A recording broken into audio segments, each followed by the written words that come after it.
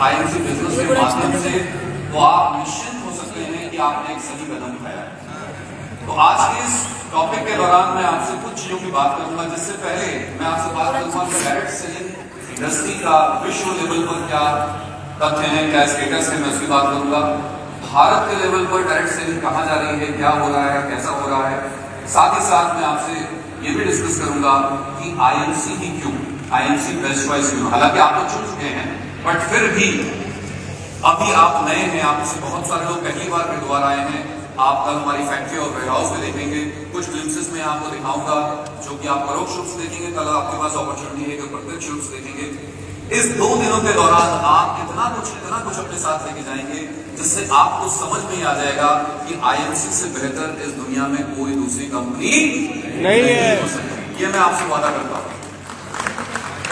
तो फ्रेंड्स, सबसे पहले अगर हम बात करें कि डायरेक्ट सेलिंग का प्रादुर्भाव यानी शुरुआत कब हुई, तो इसकी शुरुआत हुई लगभग 1886 के आसपास।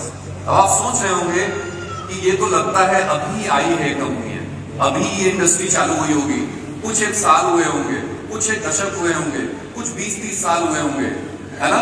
मगर आप यहाँ देख सकते हैं ये 1886 से ये इंडस्ट्री काम कर रही है। अगर मैं बात करूं 1925 के आसपास जो विश्व लेवल पर इसका व्यापार था, वो लगभग 300 से 500 करोड़ के आसपास का व्यापार होता था। वहीं पर 1940 से 60 के बीच में बहुत सारी और कंपनियों ने नेटवर्क मार्केटिंग या मल्टी लेवल मार्केटिंग के कॉन्सेप्ट को समझा और उस पर काम करना शुरू किया। उसी तरह से जब आगे हम बढ़ते हैं 1970 के आसपास, तो इस इंडस्ट्री में बहुत सारे प्रोडक्ट एड ऑन हुए।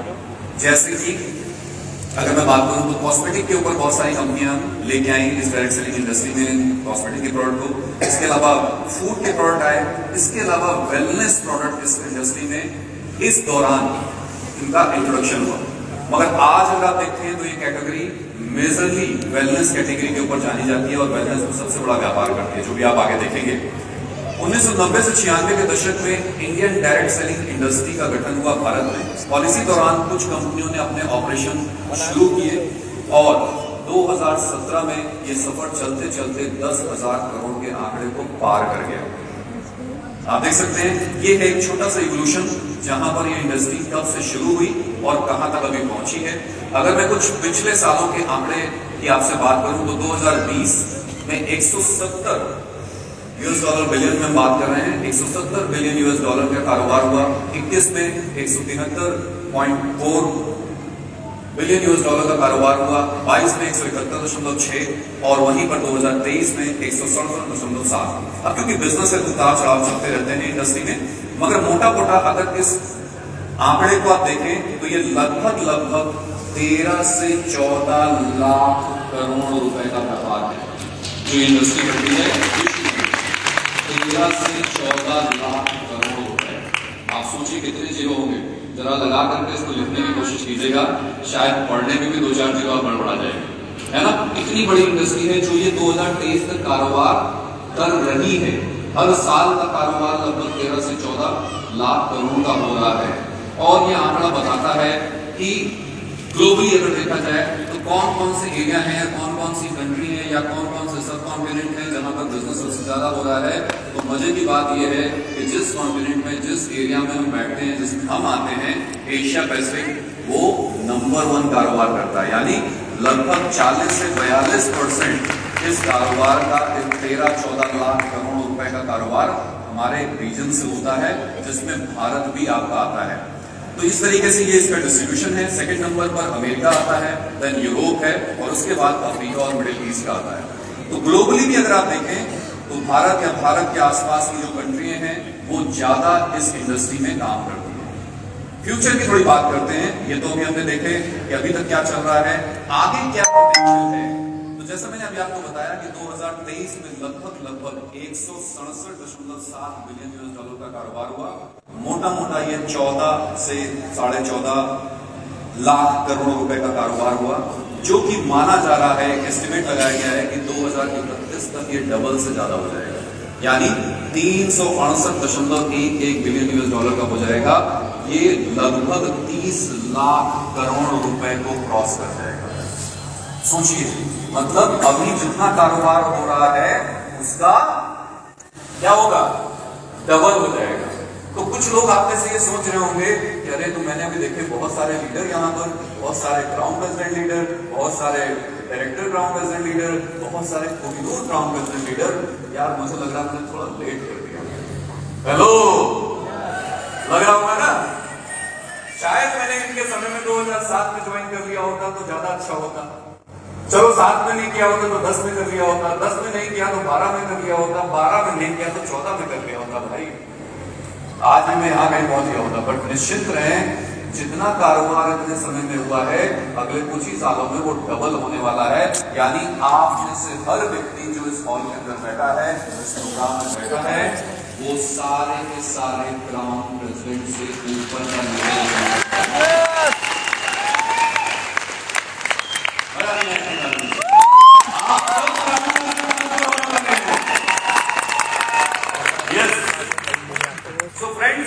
अगर मैं बात करूं थोड़ा सा कि इस इंडस्ट्री में कितने लोग जुड़े हुए हैं, तो ये डाटा कहता है कि लगभग 102.9 मिलियन, मोटा मोटा अगर आप देखेंगे तो 10.29 यानी 10 करोड़ 29 लाख लोग इस इंडस्ट्री में काम कर रहे हैं।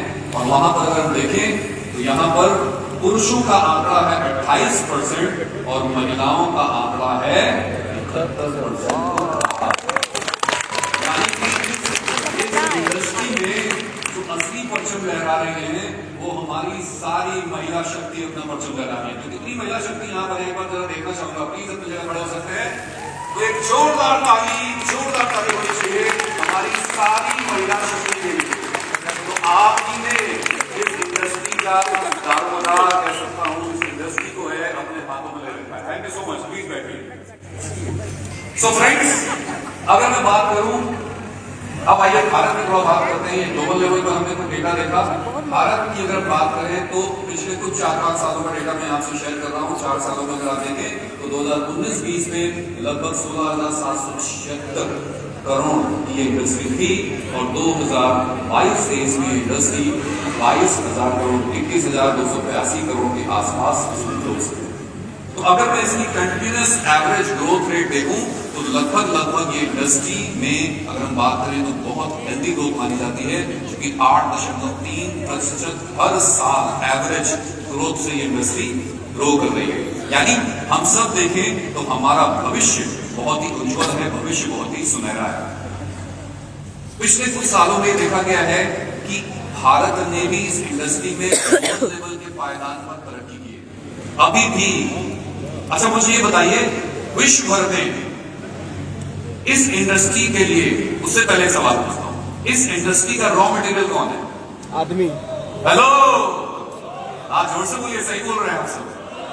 और दुनिया में लोगों के मामले में भारत देश तो सबसे छोटा देश है। सबसे बड़ा। क्या बात कर रहे हैं?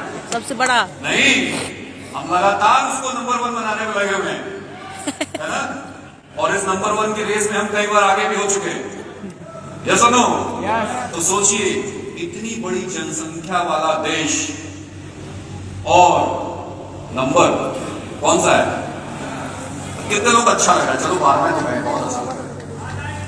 हेलो, दुनिया की नंबर 1 या नंबर 2 मैं कह सकता हूं कंट्री है हम, और हमसे बहुत छोटी छोटी, हमारे कई तो स्टेट ही पूरे के पूरे देश खत्म हो जाते हैं। यस और नो? Yes sir. वो हमसे ऊपर है। ये स्लाइड हम सबको ललकार रही है कि भैया क्या कर रहे हो, दम है तो ऊपर आकर दिखाओ। तो क्या हमें दम है? Yes sir. क्या वादा करते हैं? यस। तो दोस्तों, ये स्लाइड ये बोल रही है कि अभी हम 12वें स्थान में हैं। अब आप पे डिपेंड करता है कि हम कितनी जल्दी पहले टॉप 5 में पहुंचे और फिर कितनी जल्दी हम नंबर 1 पर पहुंचे। सो फ्रेंड्स, अगर मैं बात करूं भारत की और भारत में भी राज्यों की, तो कौन से राज्य हैं जो विश्व मतलब भारत के पैरामीटर पर अगर बात करते हैं तो कहां पर रैंक करते हैं?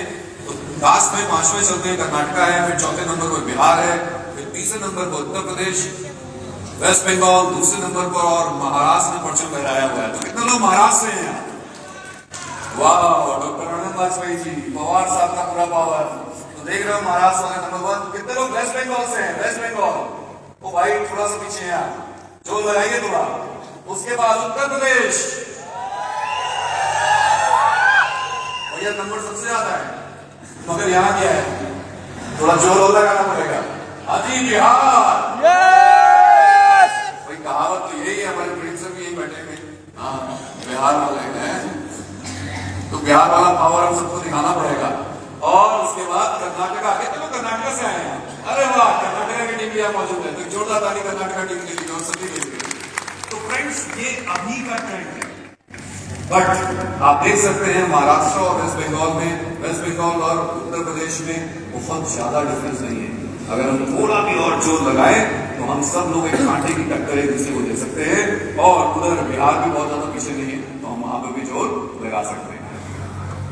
तो टॉप प्रोडक्ट कैटेगरी क्या है जो डायरेक्ट सेलिंग इंडस्ट्री में सबसे ज्यादा बिकती है? तो ये निकला डायरेक्ट सेलिंग का पिटारा, और इसमें से निकली है कैटेगरी।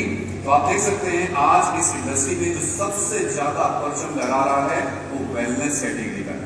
और वेलनेस भी, मैं अभी कल एक वीडियो देख रहा था, तो वहां पर ही मैंने देख रहा था कि पिछले कुछ सालों में वेलनेस के अंदर भी एक रिवोल्यूशन आया, और वो रिवोल्यूशन आया है आयुर्वेद को लेकर। और उसका परचम अगर मैं बात करूं तो डायरेक्ट सेलिंग इंडस्ट्री में जो पहली कंपनी जिसने शुरुआत करी कि आयुर्वेद को हमें घर घर तक पहुंचाना है, वो है आपकी अपनी कंपनी, इसका नाम है wellness, then cosmetic, then household, उसके बाद फूड एंड बेवरेज, फिर होम केयर, और बाकी में अदर कैटेगरीज आती हैं। इतना ही नहीं दोस्तों, अगर मैं बात करूं फ्यूचर पोटेंशियल की कि भारत में कितना बड़ा पोटेंशियल है, तो अभी आप सबने उदाहरण लिया था कि हमारी जनसंख्या के मामले में हम सबसे बड़े देश है। तो इस तरीके से, इस नजरिए से देखा जाए तो हमारा पोटेंशियल बहुत बड़ा है, क्योंकि बहुत सारी कंट्री हैं जिसमें मिडिल एज लोगों की संख्या ज्यादा है। हमारे यहाँ एवरेज एज ही 20-25 साल की है, यानी हम यंग कंट्री हैं। और यंग कंट्री होने का सबसे बड़ा फायदा है कि यंग लोग टेक से भी होते हैं। आज टेक्नोलॉजी ड्रिवन हम सब लोग हैं, आज हम सब लोग टेक्नोलॉजी को बेस बना करके भी बहुत बड़ा बिजनेस बिल्ड कर सकते हैं ऑनलाइन डिजिटल प्लेटफॉर्म से। और साथ ही साथ यहाँ पर भारत में आज एक चलन बड़ा है, जब से हमारे अभी करंट प्रधानमंत्री माननीय मोदी जी हैं, उन्होंने कई मुहिम चलाई है जिसमें एंटरप्रेन्योरशिप को सबसे ज्यादा तर्ज मिली है। और हम में से ज्यादातर लोग आज घरों में, मैं देखता हूँ कि घरों में पहले बात होती थी बेटा पढ़ लिख जाओ अच्छी नौकरी मिल जाएगी, पढ़ाई अच्छी करो, लिखाई अच्छी करो, मगर अपना बिजनेस बढ़ा लो। ऐसा लो, कहीं ना कहीं एंटरप्रेन्योरियल माइंडसेट लोगों का बढ़ रहा है, और इन्वेस्टर में ये खास तौर पर देखा जा रहा है। गवर्नमेंट भी इस इंडस्ट्री को एज ए लेजिटिमेट इंडस्ट्री के रूप में रिकॉग्नाइज कर रही है। और इतना ही नहीं, आज लोगों का जो हम इंटरेस्ट की बात कर रहे थे, सेहत और सुंदरता को लेकर के, अपनी पर्सनल केयर को लेकर के रुझान लोगों का बढ़ा है, और हम इसी इंडस्ट्री में, इसी कैटेगरी में काम करते हैं, तो हमारे पास फ्यूचर बहुत ही ब्राइट है। इतना ही नहीं, अगर हम देखें कुछ और चीजें, तो आज लोगों का माइंड है मिलेनियर बनना है, लखपति बनना है, करोड़पति बनना है, उसके लिए जो बोलो मैं करने के लिए तैयार हूं। तो ये जो माइंडसेट है, ये भी हमें मदद करता है इस इंडस्ट्री में ग्रो करने में, लीड करने में। रूरल और टायर 2 सिटीज, जो हमारे गांव जैसे एरिया हैं, वहां पर भी बहुत सारी सुविधाएं हैं। आज मैं अगर एक छोटा सा डेटा आपसे शेयर करूं, तो मैं कहीं एक रिसर्च कर रहा था, देख रहा था, तो उसमें मुझे जानने पहचानने में और मेरी नजर के सामने आया कि जितने भी हमारे यंगस्टर हैं जो कॉलेज पास आउट होते हैं, कॉलेज, हर घर में कोई ना कोई बच्चे होंगे जो कॉलेज पास आउट होते हैं, कॉलेज पास आउट होने के बाद भी, अच्छी जगह से इंस्टीट्यूट से पढ़ाई करने के बावजूद भी, सिर्फ 40 से 42% लोगों को ही प्लेसमेंट मिलता है। प्लेसमेंट मतलब नौकरी मिलती है, यानी बाकी के जो लोग बच गए 58% लोग, वो कहां जाएंगे? और वो 58% लोग काबिलियत होने के बावजूद भी अच्छी नौकरी प्राप्त नहीं करते। ये एक बहुत बड़ा तबका है जिस पर हम फोकस करके इस इंडस्ट्री में, इस इंडस्ट्री के पोटेंशियल से हमको रूबरू करा सकते हैं, और एक बहुत बड़ा बिजनेस बिल्ड कर सकते हैं।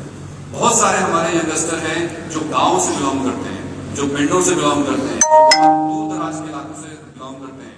बहुत बड़ी उनकी, बहुत मैं कह सकता हूँ संपन्न उनका परिवार नहीं है, बहुत हम्बल बैकग्राउंड से आते हैं, मगर उनको 2, 4, 5, 10 हजार, 20 हजार, 50 हजार की नौकरी करने के लिए अपने घर से कोसों दूर जाना पड़ता है। और शायद इमरजेंसी में अपने माँ बाप, अपने परिवार के साथ भी कभी खड़े नहीं हो पाते वक्त जरूरत पर।